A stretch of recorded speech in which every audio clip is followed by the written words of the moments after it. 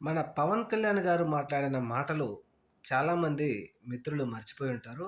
అయినా మనం ఒకసారి గుర్తు చేసుకుందాం.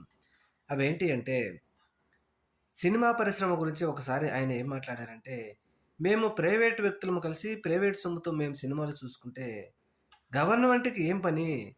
అసలు మా మీద మీరు ఎలా అజమాయిషీ చేస్తారు? సినిమా పరిశ్రమ వైపు చూస్తే మీరు మట్టి కొట్టుకుపోతారు.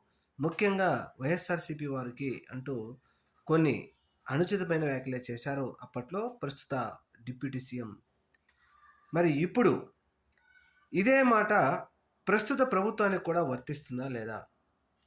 అప్పటిలో జగన్మోహన్ రెడ్డి గారు ఏమీ చేయకపోయినప్పటికీ, సినిమా వాళ్ళని రెచ్చగొట్టాలని, వారి ద్వారా 4 ఓట్లు రాల్చుకోవాలని ఇటువంటి మాటలు మాట్లాడిన పవన్ కళ్యాణ్, నేడు నిష్ఠూరమాడుతూ, "మేము అధికారంలోకొచ్చి సంవత్సరం రోజులైతున్నా, మమ్మల్ని వచ్చి మీరు కలవలేదు.